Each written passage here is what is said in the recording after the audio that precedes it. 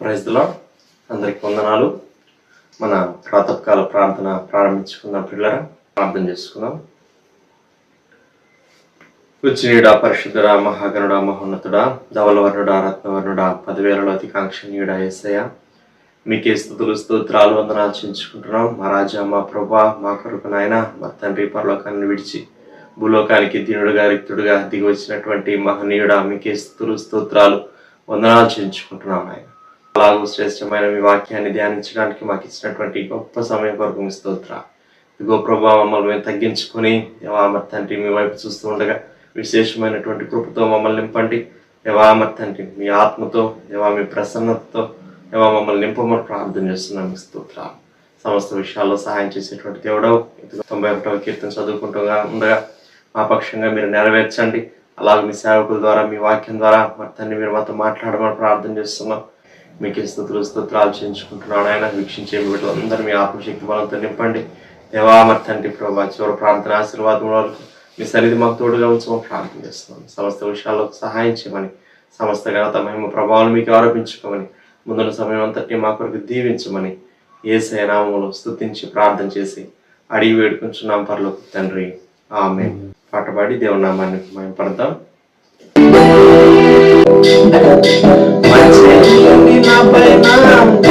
ప్రేమ చూపావు, ప్రేమ చూపావు, అనంతమైన వాడవు, మనముని రూపమెత్తావు, అనంతమైన వాడవు, మనముని రూపమెత్తావు, పరలోకమును విడచి దిగి వచ్చినావు, పరలోకమును విడచి దిగి వచ్చినావు భూమికి, ఎంతగా స్తుతులు పాడినా రుణము తీరునా, ఎంతగా స్తుతులు పాడినా రుణము తీరునా, పైన ప్రేమ చూపావు, ఎంతో ప్రేమ చూపావు, అనంతమైన వాడవు, మనము నిరూపమించావు.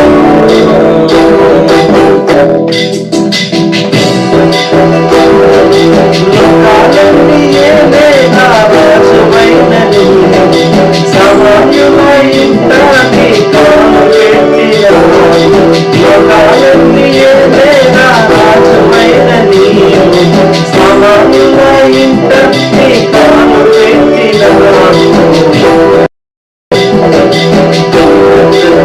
మనస్సు నాకెంత ఘనత యేసు, నీవెంత తీర మనసు, నాకెంత ఘనత యేసు,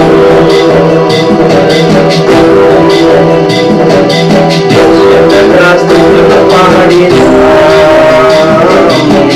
యేసు నీరు తీరునా, ఎంతగా స్తుతులు పాడినా యేసు నీరు తీరునా. ప్రకారంగా 91వ కీర్తన చదువుకుందాం పిల్లరా.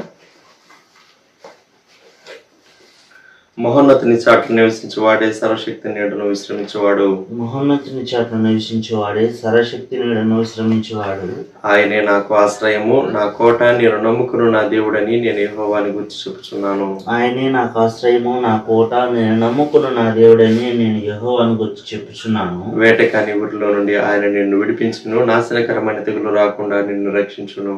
వేటకాని ఊరిలో నుండి ఆయన నిన్ను విడిపించును, నాశనకరమైన తెగులు రాకుండా నిన్ను రక్షించును. ఆయన తన రెక్కలతో నిన్ను కప్పును, ఆయన రెక్కల క్రింద నీకు ఆశ్రయం కలుగును. ఆయన సత్యము కీడమును డాలుడై ఉన్నది. ఆయన తన రెక్కలతో నిన్ను కప్పును, ఆయన రెక్కల కింద నీకు ఆశ్రయం కలుగును. ఆయన సత్యము కేడమును డాలునై ఉన్నది. రాత్రి వేళ కలుగు భయమునకైనను, పగటి వేళ ఎగురు బాణమునకైనను, రాత్రి వేళ కలుగు భయమునకైనను, పగటి వేళ ఎగురు బాణమునకైనను, చీకటిలో సంచరించే తెగులునకైనను, మధ్యాహ్నం మందు పాడు చేయు రోగమునకైనను నీవు భయపడుకుందువు. చీకటిలో సంచరించి తెగులుకైనను, మధ్యాహ్నం మందు పాడు చేయు రోగమునకైనను నీవు భయపడకుందువు. నీ ప్రక్కన 1000 మంది పడినను, నీ కుడి పక్కన 10,000 మంది కూలినను అపాయం నీ యొద్దకు రాదు. నీ ప్రక్కన 1000 మంది పడినను, నీ కుడి ప్రక్కన 10,000 మంది కూలినను అపాయం నీ యొద్దకు రాదు. నీవు కన్నులారా చూచుచుండగా భక్తిహీనులకు ప్రతిఫలం కలుగును. నీవు కనులారా చూచుండగా భక్తిహీనులకు ప్రతిఫలం కలుగును. యెహోవా నీవే నా ఆశ్రయము అని నీవు మహోన్నతుడైన దేవుని నీకు నివాస స్థలంగా చేసుకుని ఉన్నావు. యెహోవా నీవే నా ఆశ్రయము అని నీవు మహోన్నతుడైన దేవుని నీకు నివాసస్థలముగా చేసుకుని ఉన్నావు. నీకు అపాయం ఏమీ రాదు, ఏ తెగులును నీ గుడారము సమీపించదు. నీకు అపాయం ఏమీ రాదు, ఏ తెగులును నీ గుడారము సమీపించదు. నీ మార్గములన్నిటిలో నిన్ను కాపాడుటకు ఆయన నిన్ను గూర్చి తన దూతలకు ఆజ్ఞాపించును. నీ మార్గములన్నిటిలో నిన్ను కాపాడుటకు ఆయన నిన్ను గూర్చి తన దూతలకు ఆజ్ఞాపించును. నీ పాదములకు రాయి తగలకుండా వారు నిన్ను తమ చేతుల మీద ఎత్తి పట్టుకుందరు. నీ పాదములకు రాయి తగలకుండా వారిని తమ చేతుల మీద ఎత్తి పట్టుకుందరు. నీవు సింహములను నాగుపాములను త్రొక్కెదవు, కదమ సింహములను భుజంగములను అనగద్రొక్కెదవు. నీవు సింహములను నాగుపాములను త్రొక్కెదవు, కదమ సింహమును భుజంగమును అనగద్రొక్కెదవు. అతడు నన్ను ప్రేమించుచున్నాడు గనుక నేను అతన్ని తప్పించదను, అతడు నా నామం ఎరిగిన వాడు గనుక నేను అతని కనపరచదను. అతడు నన్ను ప్రేమించుచున్నాడు గనుక నేను అతను తప్పించదను, అతడు నా నామం ఎరిగిన వాడు గనుక నేను అతను కనపరచదను. అతడు నాకు మొర్ర పెట్టగా నేను అతనికి ఉత్తరం ఇచ్చదను, శ్రమలో నేను అతనికి తోడై ఉండేదను, అతను విడిపించి అతను గొప్ప చేసేదను. అతడు నాకు మొర్ర పెట్టగా నేను అతనికి ఉత్తరం ఇచ్చేదను, శ్రమలో నేను అతనికి తోడై ఉండేదను, అతను విడిపించి అతని గొప్ప చేసేదను. దీర్ఘాయు చేత అతనిని తృప్తిపరచదను, నా రక్షణ అతనికి చూపించదను. దీర్ఘాయువు చేత అతని తృప్తిపరచదను, నా రక్షణ అతనికి చూపించదను. ఆమేన్. దేవుని యొక్క వాక్యాన్ని విన్న పిల్లలు ఈ సమయంలో మన మధ్యలో దైవజనులు ప్రదాశంకులు గారు వచ్చి మనకు దేవుని వాక్యాన్ని అందిస్తారు. ప్రియమైన వారులారా, నిర్గమకాండ గ్రంథం 38వ అధ్యాయం. నిర్గమకాండం 38 9వ వచనం నుండి చదువుకుందాం. మరియు అతడు ఆవరణం చేసెను, కుడివైపున అనగా దక్షిణ దిక్కున 100 మూరల పొడుగు గల కలవయు పేనిన సన్నని నారవీయునైన తెరలుండెను. వాటి స్తంభములు 20, వాటి ఇత్తడి దిమ్మెలు 20. ఆ స్తంభముల వంకులను వాటి పెండి బద్దలను వెండివి. ఉత్తర దిక్కునున్న తెరలు 100 మూరలవి. వాటి స్తంభములు 20, వాటి ఇత్తడి దిమ్మెలు 20. ఆ స్తంభముల వంకులను వాటి పెండి బద్దలను వెండివి.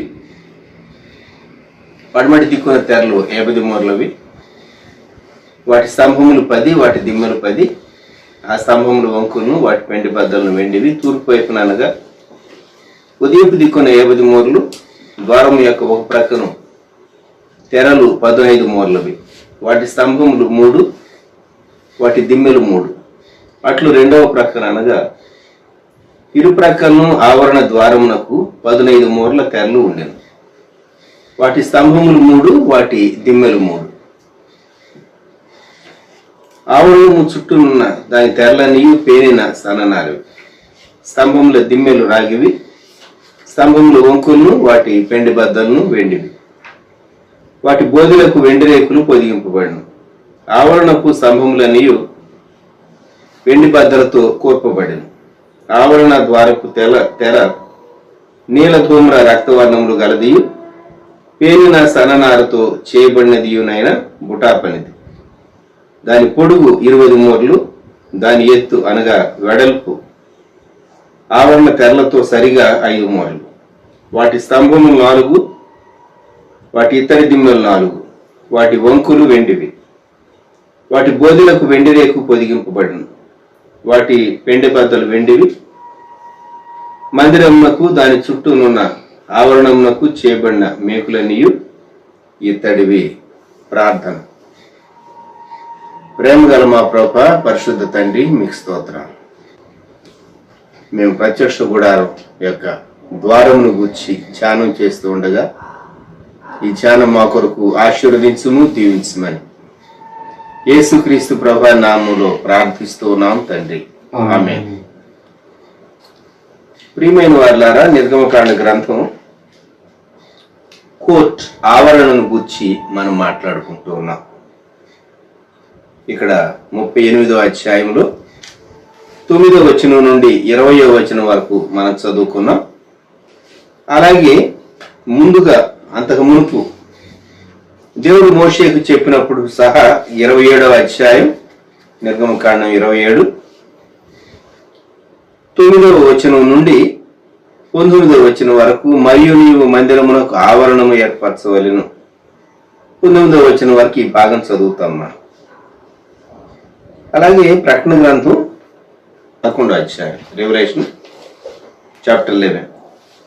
మరియు ఒకడు చేతికర్ర వంటి కొలకర్ర నాకు ఇచ్చి, నీవు లేచి దేవుని ఆలయమును బలిపీఠమును కొలత వేసి ఆలయములో పూజించు వారిని లెక్క పెట్టుము. ఆలయమునకు వెలుపటి ఆవరణమును కొలత వేయక విడిచిపెట్టుము, అది అన్ని జనులకు ఇవ్వబడింది. మనము ప్రత్యక్షపు గుడారాన్ని ధ్యానం చేస్తూ ఉండగా మనం జ్ఞాపకం చేసుకోవాల్సిన విషయం ఏంటంటే, ప్రత్యక్షపు గుడారము దాని చుట్టూ ఉన్నటువంటి ఆవరణము విశాలమైనది. ఇంకా చెప్పాలంటే కరెక్ట్గా ఓన్లీ టెంట్ ఆక్రమించినటువంటి స్థలము ఎంత అంటే, మొత్తం ఆవరణతో కూడా కలిపి ఉన్నటువంటి స్థలంలో పోలిస్తే ఇది 7% మాత్రమే వస్తుంది, లేక 1/15 పార్ట్. అంటే మందిరం చిన్నదిగాను, ఆవరణ చాలా పెద్దదిగాను, 14 గంటలు లేక దీనికంటే పెద్దదిగాను కనబడుతుంది. ఎందుకు అంటే, పశువులను తీసుకుని వచ్చి దహన బలికి అర్పించడానికి వాటిని అక్కడ ఉంచాలి, యాజకులు మూవ్ అవ్వాలి, వారు నీరు తీసుకుని వస్తూ ఉండాలి, గంగాళంలో పోస్తూ ఉండాలి. కనుక ఈ ఆవరణ 150 అడుగుల పొడవు, 75 అడుగుల వెడల్పు, 150 అడుగుల పొడవు, 75 అడుగుల వెడల్పు ఉన్నటువంటి విశాలమైనటువంటి కోర్ట్ ఆవరణ. దీంతో పోలిస్తే మనకు మందిరం చిన్నదిగానే కనబడుతుంది. అసలు ఎందుకు ఇంత పెద్ద ఆవరణ అని ప్రశ్న వేసుకుంటే, ఎవరైనా రాకూడనటువంటి వారు బయట నుండి రాకుండా ప్రివెంట్ చేయటానికి ఖచ్చితంగా ఆవరణ ఉండాలి. ఎందుకు మనం గేట్ వేస్తాం? ఎవరు రావాలో వారే రావాలి, ఎవరు రాకూడదో వారు రాకూడదు. దేవుని బిడ్డలు కాని వారు లేక దైవ భయం, దేవుని సన్నిధికి రావాలని ఆశ లేనటువంటి వారు ఎవరు ప్రవేశించకుండా, ఎక్సెప్ట్ దిన జీవితంలో మరి మనకైతే వేరు, ఇశ్రాయేలీలకైతే ఎక్స్క్లూజివ్గా తూర్పు, పడమర, ఉత్తరం, దక్షిణం 3 గోత్రాలు ఉన్నాయి. ఆ గోత్రాల్లో ఉన్న వారిలో యూదులతో పాటు ఐగుప్తు చుట్టుపక్కల దేశాల్లో ఉన్నవారు కూడా యూదేతరులు వీరితో కలిసి వచ్చారు.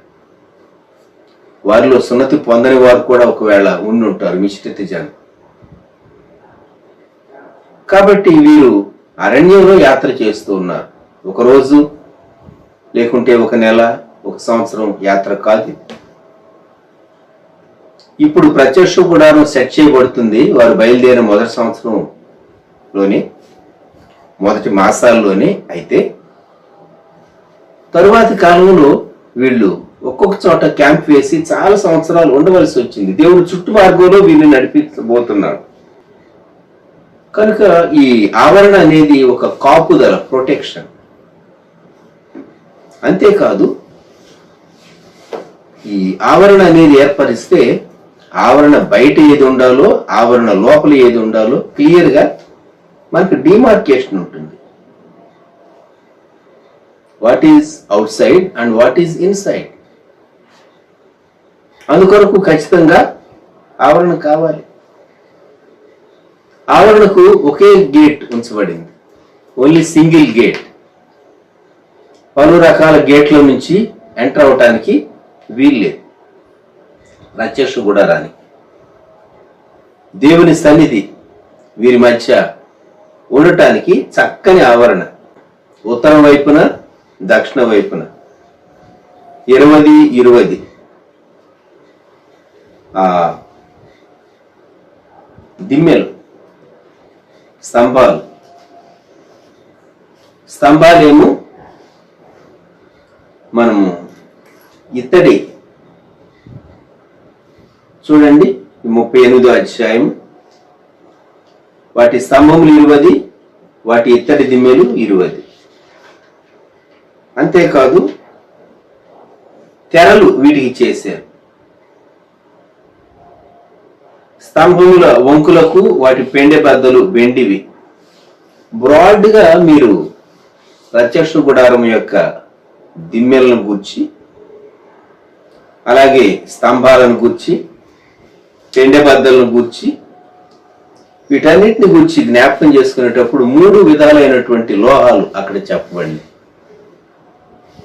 ఒకటి ఇత్తడి, ఆ తరువాత వెండి, మనకు ఈ పేనిన సన్ననార వీటిని గూర్చినటువంటి తెరలు మనకు కనపడతాయి. ఎక్కడ ప్రత్యక్ష గుడారంలో లోపల అయితేనేమో బంగారు మనకు వస్తుంది, బంగారుతో తాపడం చేయబడినటువంటి ఆ రేకులను గూర్చి. మనము ఎక్కడ ప్రత్యక్ష గుడారంలో ఇత్తడి వచ్చినా ఇత్తడి దేవుని తీర్పును సూచిస్తుంది అని గుర్తుంచుకుందాం. వెండి వచ్చినప్పుడు విమోచన. ఒక దాసుణ్ణి కొనటానికి 30 వెండి రూపాయలు చెల్లించేవాళ్ళు. యేసుక్రీస్తు ప్రభువుకి ఇచ్చినటువంటి విలువ అది. అందుకే ఆ మతాధికారులు ఇస్కరియోతు యోధాకు 30 వెండి రూపాయలు ఇచ్చారు. తరువాత ఈ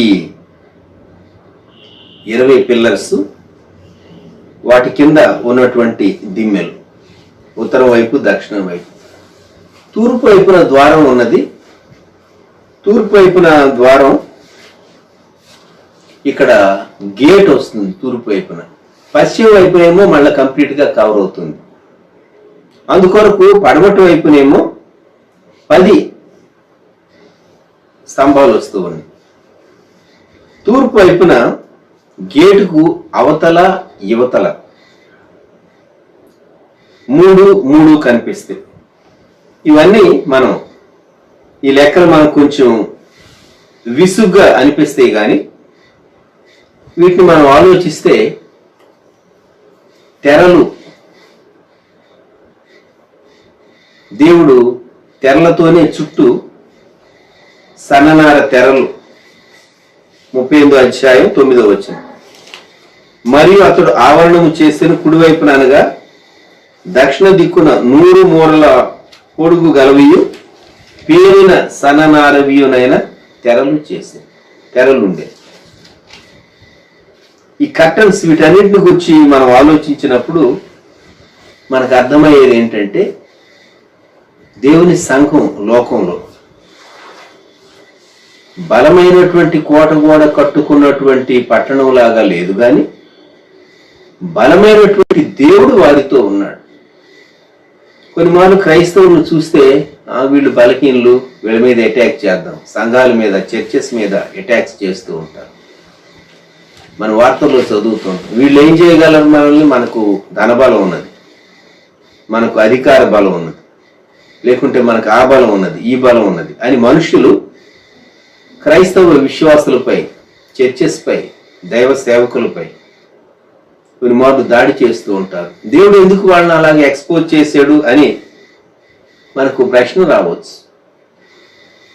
బలమైన దేవుడు వారితో ఉన్నాడు. అయితే ఈ స్తంభాలు ఇవన్నీ ఆ హైట్ చూస్తే 7.5 అడుగుల ఎత్తు వస్తుంది. అంటే సింపుల్ గా మనిషి దూకి లోపలకు ప్రవేశించలేడు. గేటు ద్వారా కాకుండా వేరు రీతిగా మనిషి లోపల ప్రవేశించలేడు. ఇప్పుడు గేటు దగ్గర ఉన్నటువంటి 18వ వచనం, నిర్గమకాండం 38:18, ఆవరణ ద్వారపు తెర నీల ధూమ్ర రక్తవర్ణములు గలదియు పేరిన సన్ననారతో చేయబడినదియునైన బుటా పనిది.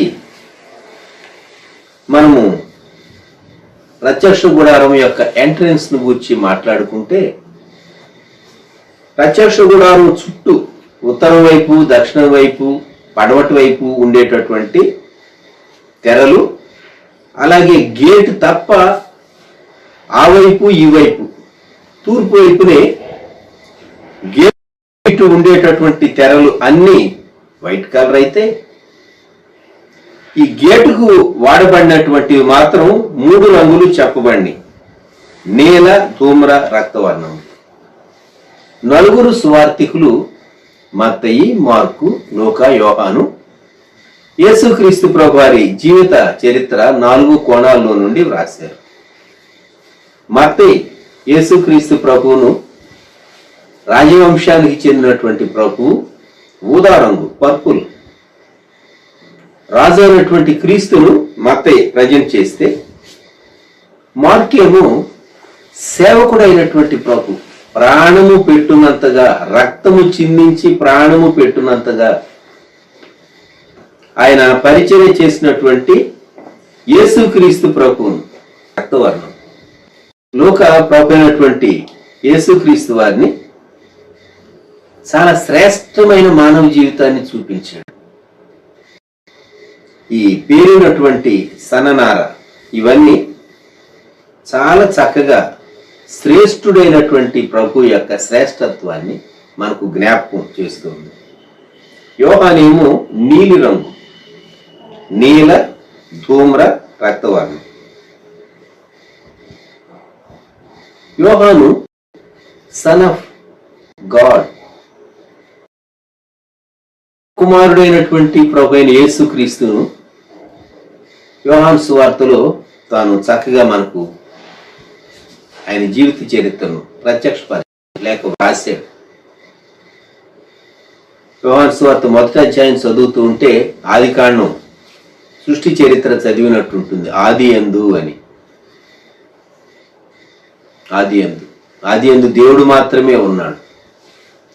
ఈ భాగాలు చదువుతూ ఉంటే అటువంటి అనాది దేవుడు నీ కొరకు నా కొరకు భూమి మీద శరీరధారిగా ఉండటానికి వచ్చాడు. ఆ గేటు దగ్గర ఉన్నటువంటి నీలవర్ణం, ధూమ్రవర్ణం, పర్పుల్, రక్తవర్ణం, ఈ 3 రంగులతో పాటు ఆ పేనిన సన్ననార, తెల్లగా ఉండేటటువంటి తెలుపు రంగు, ఈ 4 రంగులు శ్రేష్ఠుడైనటువంటి ప్రభు అయినటువంటి యేసుక్రీస్తు వారి జీవితాన్ని సూచిస్తాయి. చుట్టూ ఉన్నటువంటి ఆవరణకు స్తంభాలు ఉన్నాయి. ఆ స్తంభాల కింద దిమ్మెలు ఉన్నాయి. వాటికి పెండెబద్దలు కట్టారు. ఆ తర్వాత వాటిని మనం 20వ వచనంలో ఏం చదువుతామంటే, వాటి బోధలకు వెండి రేకు పొదిగింపబడిను, వాటి పెండెబద్దలు వెండివి, మందిరమునకును దాని చుట్టూనున్న ఆవరణమునకును చేయబడిన మేకులన్నీ ఇత్తడి. చాలా పకడ్బందీగా, స్ట్రాంగ్ గానే ఉండేటట్లుగా, అది తెరలతోనే ఉన్నది కానీ అది చక్కగా ఎరెక్ట్ చేయబడటానికి ఈ ఆవరణ దేవుడు ఏర్పరిచాడు. మనము ప్రత్యక్షపు గుడారము యొక్క ఆవరణ ద్వారాన్ని గూర్చి ఇప్పుడు మనం మాట్లాడుకున్నాం. ప్రభు అయినటువంటి యేసుక్రీస్తు వారు ఆయన పరలోకానికి ఒకే ఒక మధ్యవర్తి. ఈ రోజుల్లో సెక్యులర్ ఫిలాసఫీ మీ మతం మీది, మా మతం మాది, మీకు మీ మతం ఎంత ఎక్కువో మాకు మా మతం అంత ఎక్కువ అని మాట్లాడుతూ ఉంటారు. పౌలు భక్తుడు తిమోతికు రాసినటువంటి 1వ పత్రికలో 2వ అధ్యాయము 5వ వచనం, దేవుడు ఒక్కడే, దేవునికిను నరులకును మధ్యవర్తి ఒక్కడే, ఆయన క్రీస్తు యేసును నరుడు. ఈయన అందరి కొరకు విమోచన క్రయధనముగా తను తానే సమర్పించుకోడు. మనిషి పాప క్షమాపణ లేకుండా దేవుని ఎలాగూ సమీపించగలడు? పరిశుద్ధుడైనటువంటి, నీతిమంతుడైనటువంటి, పవిత్రుడైనటువంటి, ప్రకాశమానమైనటువంటి దేవుని మానవుడు సమీపించగలడా? సహవాసం చేయగలడా? దేవునికి మనిషికి మధ్య అడ్డొస్తున్నది ఏది? పాపమే. మరి పాపం ఎలా పరిహారం అయితేనే కదా దేవునితో సహవాసం చేయాలి. పాప పరిహారం అది రక్త ప్రోక్షణ ద్వారానే, అందుకే ఆయన రక్తం చిందించాడు. యేసుక్రీస్తు ప్రభువారు ఈ లోకంలో ఆయన పరిచర్య చేసిన కాలంలో చెప్పినటువంటి మాటలు యోహాను సువార్త 10వ అధ్యాయం మొట్టమొదటి వచ్చి, గొర్రెల దొడ్డిలో ద్వారమున ప్రవేశింపక వేరొక మార్గమును ఎక్కువాడు దొంగయు దోచుకొనివాడునై ఉన్నాడు. ప్రభువారే ద్వారం. 2వ వచనం, ద్వారమున ప్రవేశించువాడు గొర్రెల కాపరి. 7వ వచనం యోహాను సువార్త 10వ అధ్యాయం 7వ వచనం, కాబట్టి యేసు మరల వారితో ఇట్లను, గొర్రెలు పోవు ద్వారమును నేనే, ఐఎమ్ ద గేట్. ప్రభు చెప్పినటువంటి మాట. 9వ వచనం, నేనే ద్వారమును, నా ద్వారా ఎవడైనను లోపల ప్రవేశించిన ఎడల వాడు రక్షింపబడిన వాడై లోపలికి పోవచ్చు, బయటికి వచ్చుచు మేత మేయచ్చు ఉండు. పరలోకానికి మార్గం, పరలోకానికి ద్వారం ప్రభు అయినటువంటి యేసుక్రీస్తు. కనుక ఈ భాగాలు మనం చదువుతూ ఉండగా యోహాను సువార్త 14వ అధ్యాయం 6వ వచనం కూడా మనం ఎరుగుదు. యేసు నేనే మార్గమును సత్యమును జీవమును, నా ద్వారానే తప్ప ఎవడును తండ్రి యొద్దకు రాడు. మిగిలినటువంటి క్రైస్తవేతరులకు ఈ మాటలు కొంచెం కటువుగా అనిపిస్తాయి. ఏమని అంటే, యేసు ప్రభు నేను మాత్రమే, నా ద్వారానే అన్నాడే అని మేము ఫీల్ అవుతున్నాం, లేక హర్ట్ అవుతున్నాం అనేటటువంటి వాళ్ళు మీకు తటస్థపడవచ్చు.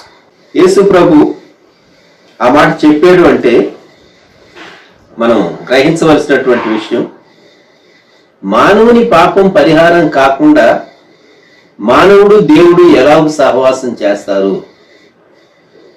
ప్రభువైన యేసుక్రీస్తే పాప పరిహారి. ఇంకా చెప్పాలంటే దేవుడే మన కొరకు ఆ ఏర్పాటు చేశాడు. దేవుని ఏర్పాటును తృణీకరించి నేను ముందు కొనసాగలను అనుకోవటం అది వీలవుతుందా? నీవు నేను శరీరంలో ఉన్నాం. మన శరీర నిర్మాణం గాలి పీల్చుకుంటూ ఆహారం భుజించకుండా నేను సంవత్సరాలు ఉండగలను అని మనం అంటే అది సాధ్యమవుతుందా?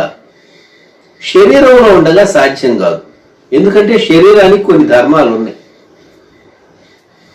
శరీరానికి ఆహారం అవసరం, ఈ డైజెస్టివ్ సిస్టానికి. ఒక 40 రోజుల వరకు ఆహారం లేకుండా శరీరం ఉంటుంది, కానీ కృషించిపోతూ ఆ తర్వాత ఉండలేం మనం. ఎందుకంటే శరీరం ఏర్పరచబడినటువంటి నిర్మాణం శరీరంలోనికి డైట్ ఇంటేకి వెళ్ళాలి. అందుకే ప్రకృతిలో దేవుడు అనేకం ఉంచాడు మానవుని కొరకు. మానవుని కొరకు అవసరమైనవన్నీ చేసి ఆ తర్వాత ఆరో దినం మానవుని సృజించాడు దేవుడు. ముందు మానవునికి అవసరమైనదాన్ని దేవుడు ఏర్పరిచాడు. ఎంత ప్రేమ కలిగినటువంటి దేవుడు అండి! మన రక్షణ కొరకు కూడా నీవు నేను పుట్టక ముందే దేవుడు ఆలోచించి ఆయన జగదుత్పత్తికి ముందుగా వధించబడిన గొర్రె పిల్లగా రక్షణ సంకల్పాన్ని సిద్ధం చేశాడు, యుక్త కాలంలో నెరవేర్చాడు.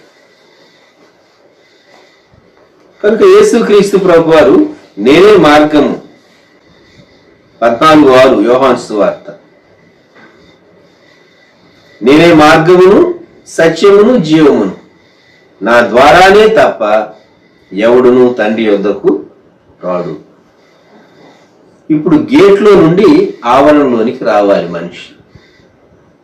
ఆవరణను గుర్చి కీర్తనకారుడు కీర్తన గ్రంథంలో చెప్పినటువంటి కొన్ని వచనాలు మనం జ్ఞాపకం చేసుకుందాం.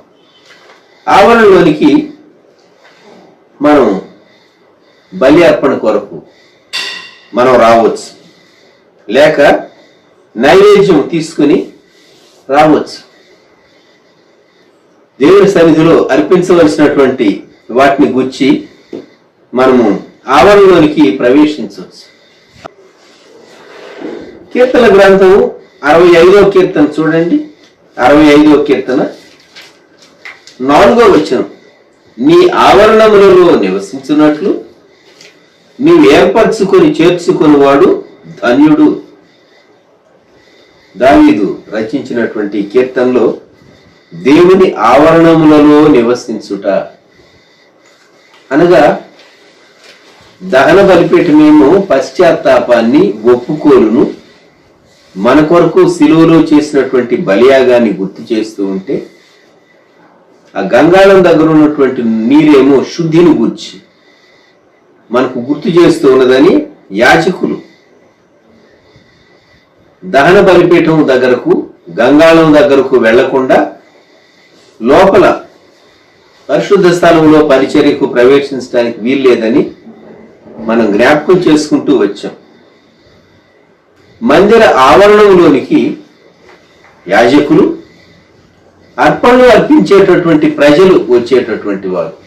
ఆవరణ అందుకే విశాలంగా ఉంది ఆవరణ. కీర్తనకారుడు 84వ కీర్తనలో జ్ఞాపకం చేసినటువంటి మాట, 84వ కీర్తన 2వ వచనం కోరహు కుమారులు రాశారు. యెహోవా మందిరావరణములను చూడవల్లని నా ప్రాణము ఎంతో ఆశపడుచున్నది, అది సొమ్మసిల్లుచున్నది. జీవము గల దేవుని దర్శించుటకు నా హృదయమును నా శరీరమును ఆనందముతో కేకలు వేయుచున్నది. There is a longing in the heart. మన హృదయాల్లో దేవుని మందిర ఆవరణములను చూడాలి అనేటటువంటి ఆశ. అంటే వీరు ఫిజికల్ కన్స్ట్రక్షన్ దానిని గురించి వీరు మాట్లాడుతూ ఉన్నారా? దానిని మించి మనము ఆత్మ సంబంధమైనటువంటి మందిరాన్ని గురించి మనం జ్ఞాపకం చేసుకుంటున్నాం. ఎందుకంటే కోరహు కుమారులు క్రింద 3వ వచనంలో నీ బలిపీఠము వద్దనే పిచ్చుకలకు నివాసం దొరికెను, పిల్లలు పెట్టుటకు వానకోవులకు గూటి స్థలము దొరికెను. మామూలుగా మందిరంలో అయితే ఈ పక్షుల్ని ఎలవ చేస్తారా? వీరు వ్రాసింది ఆధ్యాత్మికంగానే వ్రాశారు. దేవుని మందిర ఆవరణములను చూచుట, దేవుని మహిమను చూచుట, దాని గూర్చి కోరహు కుమారులు జ్ఞాపకం చేశారు. 10వ వచనంలో వారు అన్నారు, నీ ఆవరణములో ఒక దినము గడుపుట 1000 దినముల కంటే శ్రేష్టం. 1000 రోజులంటే మనకు తెలుసు 365, లీప్ సంవత్సరం అయితే 366. మరి 1000 దినాలంటే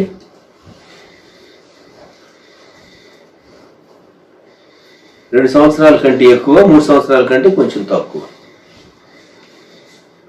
ఒక్క దినం దేవుని సన్నిధానంలో గడపటం లోకములో 1000 దినాలు గడపటం కంటే శ్రేష్టము అని కోరహు కుమారులు వ్రాశారు. మన జీవితంలో దేవుని సన్నిధిలో దేవునితో సహవాసం చేసే దినం, సమయం ఎంత ప్రాముఖ్యమైందో జ్ఞాపకం పెట్టుకుందాం. మరి దేవుని సన్నిధానంలో ప్రాతకాలం మనము దేవుని మాటలు జ్ఞాపకం చేసుకుంటూ ఉన్నాం, దేవునితో సహవాసం చేస్తున్నాం.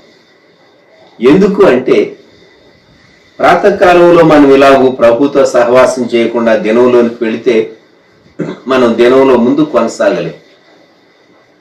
లోకంలో సంతోషకరమైన వార్తలు మనకు ఎక్కువ ఉండవు. ఆందోళనకరమైన వార్తలు, దుఃఖకరమైన వార్తలు, ఆతురతను కలిగించే వార్తలు, విచారం కలిగించేటటువంటి వార్తలు, భయాన్ని కలిగించేటటువంటి వార్తలు, నీ మనసులో సంతోషాన్ని నింపే వార్తలు పెద్దగా ఉండవు లోకంలో. అందుకే నిన్ను బలపరిచి నీతో ఉండి నీకు ఆశ్రయము, ఆదరణ ఇచ్చేటటువంటి ప్రభువుతో చక్కగా మార్నింగ్ అవర్స్లోనే మనము సహవాసం కలిగి ఉండి దినంలో ప్రవేశిస్తే ఆ దినం మనం సంతోషంగా ప్రతి పరిస్థితిని దాటుకుంటూ ముందుకు కొనసాగలం. ఇక్కడ ఈ కీర్తనలో 10వ వచనంలో నీ ఆవరణములో ఒక దినము గడుపుట 1000 దినముల కంటే శ్రేష్టము. 92వ కీర్తన చూడండి. అలాగే 92వ కీర్తనలో 13వ వచనంలో మనము ఈ మాట చదువుకుంటాం. నీతిమంతులను గూర్చి యెహోవా మందిరములో నాటబడిన వారై 92:13 వారు మన దేవుని ఆవరణములలో వర్ధిల్లుదురు. ఎవరైతే దేవుని సేవిస్తూ ఉంటారో, దేవుని ప్రేమిస్తూ ఉంటారో, అనేక సంవత్సరాలుగా ప్రభువులో నిలిచి వృద్ధాప్యంలో కూడా 12వ వచనంలో ఖర్జూర వృక్షం వలె మొవ్వవేయుదురు అన్నారు. 15వ వచనంలో వారు ముసలితనం ముందు ఇంకా చిగురు పెట్టుచు సారము కలిగి పచ్చగా ఉందురు అని కీర్తనకారుడు అక్కడ వ్రాశాడు. మనము దేవుని సన్నిధానంలో యెహోవా మందిరములో నాటబడిన వారై, ప్రత్యక్షపు గుడారంలో లేక సొలొమోను దేవాలయాన్ని తీసుకున్న అక్కడ చెట్లు నాటబడి లేవు. నాటబడిన చెట్టు నీవే, విశ్వాసివి అయినటువంటి నీవే. దేవుని మందిరంలో బలమైనటువంటి వ్యక్తిగా నీవు రూపొందించబడాలి. నీవు కలిసి దేవునితో సహవాసం చేస్తూ ముందుకు సాగాలి. 116వ కీర్తనలో 17వ వచనం 18వ వచనం, నేను నీకు కృతజ్ఞతార్పణ అర్పించేదను, యెహోవా నామమును ప్రార్థన చేసేదను, ఆయన ప్రజలందరి ఎదుటను యెహోవా మందిరపు ఆవరణములలోను యెరూషలేము నీ మధ్యను నేను యెహోవాకు నా మొక్కుబడులు చెల్లించేదను. యెహోవా మందిరపు ఆవరణములలో ఇది సాక్ష్యార్థమైనది, ఇతరులను ప్రోత్సాహపరిచేది, దేవుని మహిమపరిచేది. ఆయన మన పట్ల చేసినటువంటి మేళ్ళు జ్ఞాపకం చేసుకుంటూ మనము ఆయనకు మొక్కుబడులు చెల్లించటం, కృతజ్ఞతార్పణ అర్పించటం, ఇది కీర్తనకారుడు చెప్పినటువంటి మాట. దేవుని మందిర ఆవరణములలో అలాగూ 135వ కీర్తనలోనికి మనం వచ్చినప్పుడు 135వ కీర్తన మొదటి 2 వచనాలు దేవుని సేవించేటటువంటి దేవుని సేవకులను గురించి చెప్పబడిన మాట. యెహోవాను స్తుతించుడి, యెహోవా నామమును స్తుతించుడి, యెహోవా సేవకులారా యెహోవా మందిరములో మన దేవుని మందిరపు ఆవరణములలో నిలుచుండు వారలారా యెహోవాను స్తుతించు. ప్రత్యక్ష గుడారములో ఎక్కడ పరిచర్య చేసేటటువంటి యాజకులు కూర్చోటానికి స్టూల్స్ లాంటివి ఎక్కడా లేవు. వారు నిలువబడే పరిచర్య చేయాలి. వంతుల చొప్పున వారు పరిచర్య చేసేవారు. పరిశుద్ధ స్థలంలో పరిచర్య చేసేవారు గాని ఆవరణంలో పరిచర్య చేసేటటువంటి వారు గాని జ్ఞాపకం పెట్టుకుందాం. ఈ ఉదయకాలం మనకు ప్రత్యక్షపు గుడారం యొక్క ఆవరణం గుర్తు చేసేటటువంటి విషయాలు. చుట్టూ ఏమీ బలమైనటువంటి నిర్మాణం ఏమీ లేదు, తెరలే కదా, స్తంభాలే కదా, ఈజీగా మనం ఏదైనా చేయొచ్చు అని బయట వారు అనుకోవచ్చేమో గాని అన్య దేశస్తులు బలమైనటువంటి దేవుడు తన సన్నిధి ప్రసన్నత దేవుని ప్రజలతో ఉంచాడు. ఆ టెంట్ పైన పగలేమి రాత్రేమి, పగలు మేఘస్తంభం, రాత్రి అగ్ని స్తంభం, చుట్టూ ఉన్న వారికి కనబడుతూ ఉన్నది. దేవుని ప్రసన్నత, దేవుని సన్నిధి వారికి తోడుగా ఉన్నది. ఇది మనం జ్ఞాపకం ఉంచుకోవాలి. ఇంకొకటి, టెంట్ అనేది అది మనం మూవ్ చేయటానికి వీలైనటువంటి స్ట్రక్చర్. అది మూవ్ చేయటానికి వీరు ఎక్కడికి వెళితే టెంట్ వీరు అలాగే మోసుకొని వెళ్ళటానికి ఒక క్రమం, ఒక పద్ధతి దేవుడు ఏర్పరిచాడు. కొన్ని మత విశ్వాసాల్లో మీరు నా యొద్దకు రావాలి అని వారి దేవుళ్ళు వారికి చెప్తారు. మన దేవుడు మన దగ్గరకు వచ్చాడు, ఆయన శరీరధారిగా వచ్చాడు.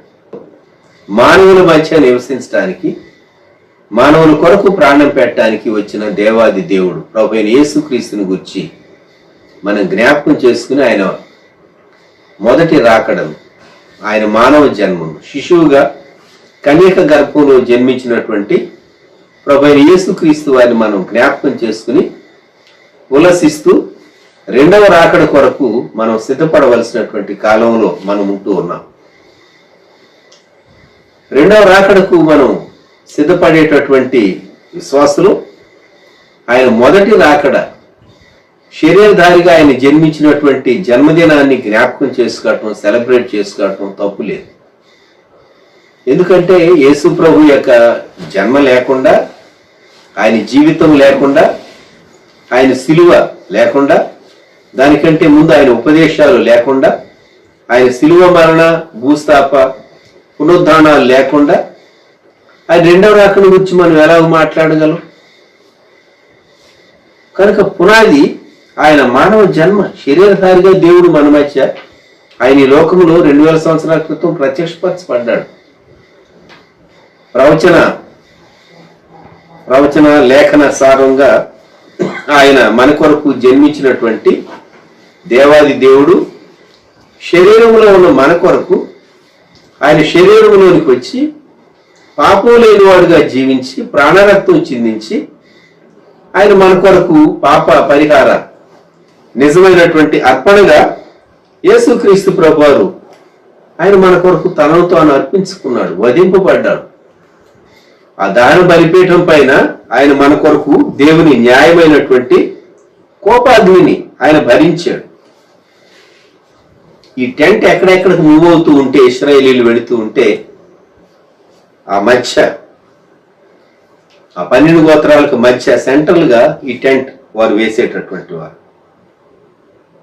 దేవుడు మనతో యాత్రికుడుగా ఉన్నాడు.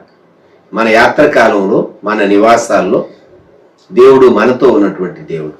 ఈ ఉదయకాలం మనము ఈ మాటలు జ్ఞాపకం చేసుకున్నాం. ఈ ప్రభువా, మీరు మాతో ఉండటానికి, మా మధ్య నివసించడానికి మీరు వచ్చారు. అల్టిమేట్ గా మనం ఆయనతో ఉండటానికి ఆయన ఒకనాడు సంఘాన్ని నిత్య మహిమలోకి తీసుకుని వెళ్తాడు. ఆయన మనతో మూవై మన మధ్య ఉంటూ వచ్చాడు. లేకుంటే లోకంలో ఉన్నటువంటి కీడు మనల్ని మృంగివేసి ఉండేది. దేవుని సన్నిధానానికి రావటానికి ద్వారము ప్రభు అయినటువంటి యేసుక్రీస్తే. దేవునితో సహవాసం చేయటానికి, పాపం అనేటటువంటి సమస్య పరిష్కారం కాకుండా, without the problem of sin being settled, you cannot have fellowship with God.